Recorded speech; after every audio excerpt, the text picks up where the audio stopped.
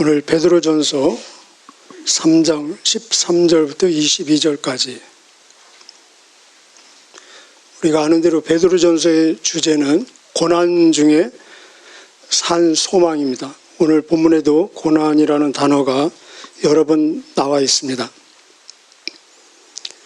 우리 직장은 회사는 일하는 곳이잖아요, 그죠? 근데 만약에 일하기 싫어하면서 직장을 다니면은 얼마나 힘들지 않겠습니까? 근데 이 세상은 고난이 있는 곳입니다. 고난을 싫어하면은 그 자체가 고난이 될 수 있습니다. 예수님도 말씀하시기를 너희가 이 세상에서는 고난, 환난을 당한다. 그러나 담대하라. 내가 세상을 이기었노라 말씀하셨습니다.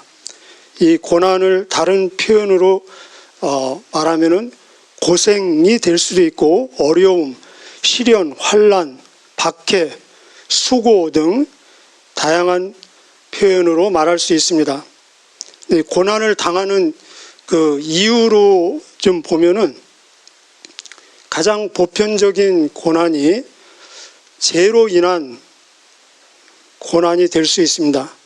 우리의 실수, 부주의, 게으름, 태만, 불순종, 불성실로 인해서 주어지는 고난들, 여기에는 우리가 깨닫고 회개하고 돌이켜야 되겠죠. 그런가 하면은 우리 육신의 인간의 연약함, 한계로 인해서 주어지는 피할 수 없는 고난도 있습니다. 육신의 연약함, 질병이라든지 자연재해로 인한 고난도 있습니다. 또 어떤 큰 목표를 달성하기 위해서 자발적으로 기꺼이 선택하는 고난도 있습니다.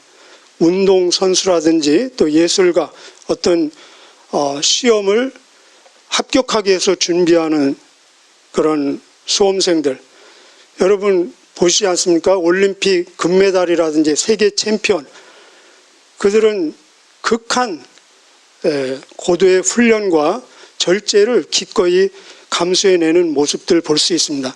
이런 면류관도 결국은 없어지는 면류관인데, 이런 면류관을 쟁취하기 위해서도 혹독한 자기 절제 훈련을 기꺼이 감수한다면은 우리는 썩지 않는 영원한 면류관을 추구하는 사람들이라는 걸 꼭 기억하시기를 바랍니다. 그런가 하면은 또 애국생활, 나그네, 거류민들에게 주어지는 고난도 있습니다. 애국생활은 불편과 또 차등의 그런 대우를 받을 수밖에 없습니다. 그리고 날씨라든지 기후, 언어, 또 문화, 습관, 그런 것들이 다른 거에서 오는 불편함, 고난이 있습니다. 우리는 이 세상에서 영적으로 나그네입니다.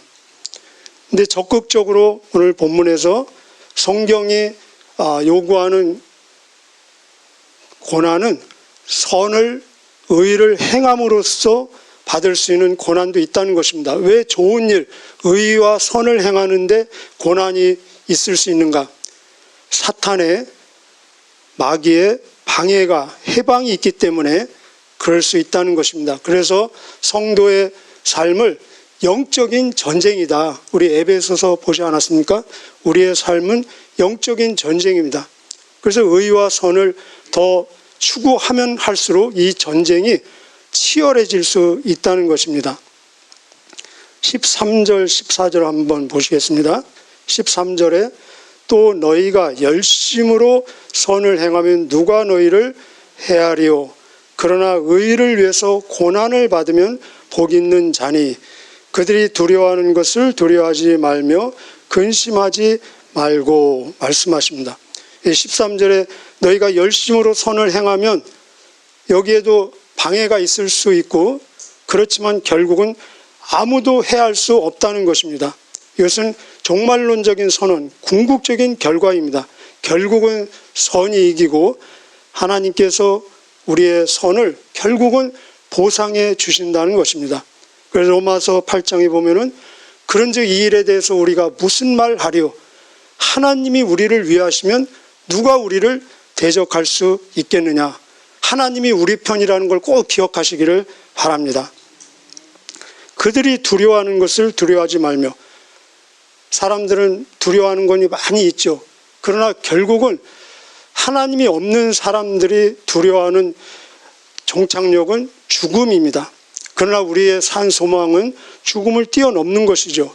그래서 예수님이 친히 말씀하시기를 몸은 죽여도 영혼은 죽이지 못하는 자들을 두려워하지 말고 오직 몸과 영혼을 능히 지옥에 멸하실 수 있는 분, 하나님 아니십니까? 하나님을 두려워하라라고 말씀하고 계십니다. 우리 15절 우리 읽었는데 같이 한번 읽겠습니다. 15절 너희 마음에 그리스도를 주로 삼아 거룩하게 하고 너희 속에 있는 소망에 관한 이유를 묻는 자에게는 대답할 것을 항상 준비하되 온유와 두려움으로 하고 16절이요 선한 양심을 가져라. 이는 그리스도 안에 있는 너희의 선행을 욕하는 자들로 그 비방하는 일에 부끄러움을 당하게 하려 함이라. 아멘. 예수님을 믿고 여기 거룩하게 하고, 거룩이 무엇입니까? 거룩은 다르다, 구별된 거 아닙니까? 삶의 스타일이 다르고, 그래서 의와 선을 행하고 고난을 받아도 악을 악으로 갚지 않고 어떤 상황 속에서도 낭망하지 않고 소망 중에 사는 사람이 진짜 그리스도인의 모습이라는 것입니다. 그래서 세상 사람들이 볼 때는 그리스도인의 삶은 참 신비스러운 삶입니다. 매력적인 삶이죠. 감동적인 삶이죠. 궁금증을 유발하는 삶입니다. 그래서 질문하고 싶다는 것입니다. 또 그런가 하면은 책 잡고 시비 걸고 도전하기 위해서 비판적으로 물어오는 사람도 있다는 것입니다. 예수님의 삶 속에서 늘 질문을 당하지 않았습니까? 어떤 사람은 진짜 진리를 알고 싶어서 질문하는 사람들이 있는가 하면 니고데모처럼, 또 어떤 사람들은 시비 걸기 위해서 질문해 오는 사람들도 있었습니다. 그러나 어떤 경우에도 우리는 항상 대답을 준비해라. 우리의 대답, 소망의 내용은 예수 그리스도, 내가 무엇을 믿는가, 왜 믿는가, 이 대답을 준비하라는 것입니다. 여러분, 이런 질문을 받아본 적이 있으십니까? 있으세요? 자, 이 질문에 대답할 자세를 세 단어로 우리에게 소개하고 있습니다. 자세는 온유와 두려움과 선한 양심으로 해라. 이 온유는 상대방에 대한 자세입니다. 친절과 인내와 사랑으로 해야 되겠죠. 그런가 하면 이 두려움은 하나님에 대한 자세입니다. 이 두려움은 하나님을 경외하고 하나님을 의지하고 하나님을 기대하는 마음으로. 왜 그렇습니까? 아무리 나의 설득력, 언변이 사람을 변화시킬 수 없는 거죠. 결국은 성령님의 역사를 통해서 사람을 움직이고 변화시킬 수 있기 때문에 우리는 하나님을 의지하고 경외하고 기도하는 자세가 필요하다는 것입니다. 그런가 하면 내 자신에 대해서는 16절에 선한 양심으로 하라. 양심이 무엇입니까? 바로 영적 도덕적으로 거짓이 없고 정직하고 정결한 마음으로 할 때 겸손하면서 동시에 담대할 수 있다는 것입니다. 우리 17절은 의와 선을 행하면서 받는 고난을 성경은 어떻게 평가하는가를 얘기하고 있습니다. 여기뿐만 아니라 여러 곳에서 의와 선을 행하면서 당하는 고난을 성경은 어떻게 평가하는지 우리 17절 같이 읽겠습니다. 시작. 선을 행함으로 고난받는 것이 하나님의 뜻일진데 악을 행함으로 고난받는 것보다 나으니라. 아멘. 우리 이미 2장에서 봤죠. 2장 19절에서 보면은 선을 행하고 고난받을 때 하나님을 생각함으로 참으면은 그것은 하나님 앞에서 아름답다. 기억나시죠? 그죠? 그래서 선을 행하고 고난받는 것이 오히려 하나님은 어떻게 평가하느냐? 아름답게 평가한다는 것입니다. 거기서 아름답다는 것은 칭찬받는다. 하나님께서 좋아하시는 내용이다. 또 그 뒤에 보면은 이 고난받기 위해서 너희가 부르심을 받았으니 그리스도도 너희를 위해서 고난을 받으사 본을 끼쳐 그 자취를 따라오게 하셨다. 바로 선을 행함으로 고난받는 것이 하나님이 우리를 부르신 부르심의 목적이라는 것입니다. 오늘 본문은 우리 아까 14절에서 봤는데 의를 위해서 고난을 받으면 뭐가 있다고 했습니까? 우리가 그렇게 좋아하는 복이 있다. 이 베드로는 아마 이 말씀을 하면서 예수님의 산상수훈 그 말씀을 바로 앞에서 들은 자 아닙니까? 팔복에서 마태복음 5장 10절에서 의를 위해서 핍박을 받는 자는 복이 있나니 천국이 저희 것입니다. 구원받았다. 즉 의를 위해서 박해를 받는 것이 구원받은 표징 중에 하나고 천국을 유업으로 받는 것 중에 하나라고 성경은 평가하고 있습니다. 이 17절은 선을 행함으로 고난받는 것이 하나님의 뜻이다. 그래서 선의를 행함으로 고난받는 것을 성경은 어떻게 평가하냐. 다 종합해 보면은 하나님의 칭찬을 받는 아름다운 것이요 또 우리를 부르신 부름의 목적이요 그리고 복이 되는 것이요 그리고 우리를 부르신 하나님의 뜻이다라고 말씀하고 있습니다. 18절은 고난의 본을 보이신 예수님을 소개하고 있습니다. 우리 18절 같이 읽겠습니다. 18절 시작. 그리스도께서도 단번에 죄를 위해서 죽으사 의인으로서 불의한 자를 대신하셨으니 이는 우리를 하나님 앞으로 인도하려 하심이라. 육체로는 죽임을 당하시고 영으로는 살리심을 받으셨으니 여기 예수님의 죽음과 부활, 십자가와 부활이 나와 있습니다. 예수님만큼 의로운 분은 전혀 없습니다. 여러분 동의하십니까? 그런데 예수님만큼 의롭고 선하신 일을 행하신 분은 전혀 없습니다. 그런데 예수님만큼 고난을 받으신 분도 전혀 없다는 것입니다. 예수님의 생애 전체가 고난으로 시작하고 고난으로 진행되고 십자가에서 고난으로 마무리하셨습니다. 마국간에서 태어나시고 아기 때 이미 피난살이 하시고 그리고 마귀의 시험을 당하시면서 십자가에서 하나님 아버지의 버림을 받으실 정도로 고난의 삶을 사셨습니다. 왜 그러셨습니까? 그것은 바로 불의한 저 여러분을 하나님께 인도하시기 위해서 구원하시기 위해서 여기 18절 중간에 그러지 않았습니까? 의인으로서 불의한 자를 대신하셨으니 여기 의인은 예수님이시고 불의한 자는 바로 저입니다. 바로 여러분입니다. 우리를 대신해서 우리를 하나님 앞으로 인도하려 하셨다. 예수님만큼 이렇게 적극적으로 고난을 기꺼이 선택하신 분도 없다는 것입니다.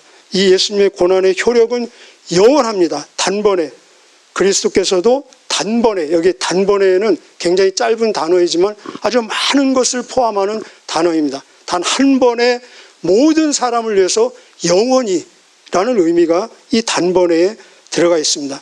그래서 히브리서 2장 18절에 보면은 예수 그리스도가 시험을 받아 고난을 당하셨은즉 시험 받는 자들을 능히 도우실 수 있다라고 말씀하고 있습니다.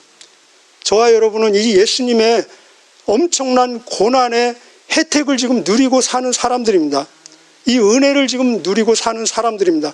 그러면 이 예수님의 십자가와 죽음 그리고 부활로 연결되는 이 고난을 통해서 구원받고 하나님의 자녀되고 영생을 받은 이 엄청난 은혜와 혜택을 누리고 산다면은 거기에 대한 최소한의 그리고 최선의 보답은 무엇이겠습니까? 바로 예수님을 위해서 예수님 때문에 예수님의 고난에 동참하는 것 아니겠습니까? 그래서 우리 지금 3장 보고 있는데 4장에 가보면은 그리스도의 고난에 동참하는 것을 즐거워하라 이렇게 나와 있습니다. 그리고 4장 16절에 가보면은 그리스도인 때문에 그리스도인이라는 이름으로 고난받을 때 부끄러워하지 말고 그것은 하나님께 영광이 된다라고 말씀하고 있습니다. 자, 19절부터 21절까지는 예수님의 고난, 예수님의 죽음과 부활의 효력이 어디까지 미치냐, 그것을 보여주고 있습니다. 예수님의 죽음과 부활은 시간과 공간을 초월해서 그 효력이 미치고 있다는 것입니다. 예수님 전의 사람들, 후의 사람들, 모든 사람들, 모든 세대에 미치는, 그래서 예를 들어서 노아의 시대에도 예수님의 죽음과 부활의 역사가, 그 효력이 동일하게 미치고 있는 것을 소개하고 있습니다. 우리 19절부터 21절까지 같이 읽겠습니다. 시작. 그가 또한 영으로 가서 옥에 있는 영들에게 선포하시니라. 그들은 전에 노아의 날 방주를 준비할 동안 하나님이 오래 참고 기다리실 때에 복종하지 아니하던 자들이라. 방주에서 물로 말미암아 구원을 얻은 자가 몇 명뿐이니 겨우 8명이라. 물은 예수 그리스도께서 부활하심으로 말미암아 이제 너희를 구원하는 편이 곧 세례라. 이는 육체의 더러운 것을 제하여 버림이 아니요 하나님을 향한 선한 양심의 간군이라. 아멘. 우리 19절 다시 한번 읽어볼까요? 19절 시작. 그가 또한 영으로 가서 옥에 있는 영들에게 선포하시니라. 짧은 구절이죠. 근데 이 구절은 사실은 굉장히 해석이 어려운 구절들 중에 하나입니다. 그래서 천주교에서 연옥설을 주장하는 근거로 이 구절을 사용하고 있습니다. 저도 잘 모릅니다, 사실은. 근데 분명한 것은 연옥은 없습니다. 믿으시죠? 그래서 베드로 후서에 가보면은 하나님의 말씀을 사사히 풀지 마라. 임의대로 억지로 자의대로 풀지 말라. 그런 말씀이 있는데, 그러나 확실하고 분명하고 우리가 알 수 있는 것은 무엇이냐. 여기 보면은 그가 또한 영으로, 그는 예수님이시죠. 그가 또한 영으로, 예수님은 육체로 오시기 전부터도 계셨습니다. 그죠?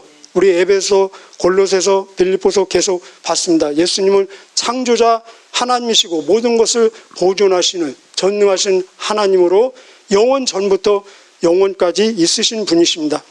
성령으로 구약시대에도 계셨습니다. 그런데 그 예수님께서 영으로, 예수님의 영인 성령으로 어디에 가셨냐면은 옥에 갔습니다. 이 옥이 어디일까요? 이 옥은 감옥을 얘기하고 있습니다. 그래서 이 감옥은 이 세상에도 있을 수 있고, 그리고 저 세상에도 있을 수 있다는 것입니다. 감옥이 무엇입니까? 감옥은 갇혀 있는 곳입니다. 그런데 여기 보면은 육체가 갇혀 있는 것이 아니라 뭐가 갇혀 있다고 합니까? 영이 갇혀 있는 곳입니다. 그러면 이미 우리가 에베소서에서 봤습니다. 하나님이 없는 자들은 죄와 허물로 그 영이 죽어 있습니다. 그리고 그 영이, 하나님이 없는 자는 마귀의 자녀이고 죄의 종입니다. 그래서 이미 이 세상에서도 예수님을 통해서 구원받지 못한 영은 마귀의 자녀로서, 죄송하지만 이 죄의 감옥에 갇혀 있다는 것입니다. 그런데 그들에게 선포를 하셨습니다. 여기 선포, 무엇을 선포했습니까? 선포라 무엇을은 안 나와 있죠. 그래서 예수님의 영은 구약에도 신약에도 선포하시는데, 이 세상에 있는 영들에게는 기회의 선포가 되는 것입니다. 회개하고 예수님을 영접해서 구원받으라는 기회의 선포가 되는 것입니다. 그러나 지옥에 있는 영들에게는 더 이상 기회가 없습니다. 무엇입니까? 확증하고 확인하는 선포가 되는 것입니다. 그래서 결국은 지옥에 있는 영혼들도 예수 그리스도의 주 되심을 인정할 수밖에 없다는 것입니다. 그것이 빌립보서 2장 10절 11절에 나와 있습니다. 이 노아의 방주, 그 사건도 역시 그 사건을 통해서 구원받은 자들은 무엇의 힘으로 구원을 받았느냐? 결국은 예수님의 십자가와 부활의 그 혜택을 받고, 그들은 모를지라도 하나님께서 그들이 하나님을 인정하고 하나님을 믿는 그 자체를, 예수님의 십자가와 부활을 믿는 것으로 받아들여 그 능력으로 구원받았다는 것입니다. 그런가 하면 그들은 멸망받은 많은 사람들은 예수님을 부인하는 그 결과로 멸망받을 수밖에 없다는 것입니다. 여기 보면은 물이 나오죠. 동일한 물이지만 어떤 사람에게는 멸망의 물이 되고 어떤 사람에게는 구원의 물이 되었습니다. 물 속에 잠긴 사람들에게는 멸망의 물인가 하면은, 그러나 그 물을 통해서 물이 떠받쳐주는 물 위에 있는 사람들에게는 그 물은 구원의 물이 되었습니다.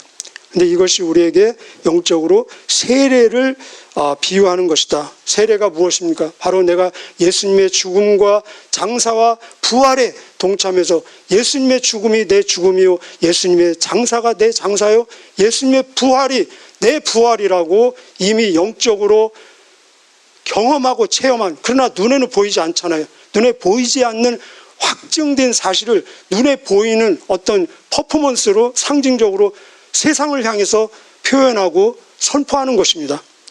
그래서 결국은 이 기꺼이 우리를 위해서 고난받으신 예수님이 모든 권세를 다 가지시고 모든 피조물이 다 예수님께 복종하는 그런 결과가 나올 수밖에 없다는 것입니다. 그것이 결론적으로 22절의 말씀입니다. 우리 22절 선포하는 우리 믿음으로 함께 읽으시겠습니다. 22절 시작. 그는 하늘에 오르사 하나님 우편에 계시니 천사들과 권세들과 능력들이 그에게 복종하느니라. 한 번 더 읽으실까요? 그는 하늘에 오르사 하나님 우편에 계시니 천사들과 권세들과 능력들이 그에게 복종하시느니라. 아멘. 결론은 죽음의 고난을 통과하시고 부활하신 예수님께 모든 만물이 굴복하고 무릎을 꿇고 경배한다는 것입니다. 이 동일한 말씀이 아까 말씀드린 대로 빌립보서 2장 10절 11절 나와 있습니다. 하늘에 있는 자들과 땅에 있는 자들과 땅 아래에 있는 자들로 모든 무릎을 예수의 이름에 꿇게 하시고 모든 입으로 예수 그리스도를 주라 시인하여 하나님 아버지께 영광을 돌리게 하셨다. 이것이 하나님의 궁극적인 영광이라는 것입니다. 죽음 없이는 부활이 없는 것처럼 고난이 없이는 영광도 없다는 것입니다. 그런데 이 예수님을 위해서 예수님과 함께 고난받는 자에게는 이 동일한 영광이 함께 주어진다는 것입니다. 로마서 8장에 보면 우리가 진짜 하나님의 자녀이면, 여러분 하나님의 자녀이십니까? 그러면 계속 그 뒤까지 문장 끝까지 따라와야죠. 너희가 하나님의 자녀이면 하나님의 후사요, 예수 그리스도와 함께 공동의 상속자이니 그와 영광을 함께 받기 위해서 그와 고난도 함께 받아야 될 것이니라. 그런데 내가 생각하건대 현재의 고난은 장차 우리에게 나타날 영광과 비교할 수 없도다라고 말씀하고 있습니다. 골로새서에는 너희 생명은 죽었고 너희 생명은 그리스도 안에서 하나님 안에 감추어졌나니 우리의 생명 되신 예수님이 나타나실 때 그의 영광과 함께 우리도 나타날 것이다 라고 말씀하고 있습니다. 우리 1장 7절이 지금 베드로전서 계속 공부하고 있는데 1장 7절이 기억나십니까? 1장 7절에 이미 그 고난받는 목표를 우리에게 주셨습니다. 동일한 영광입니다.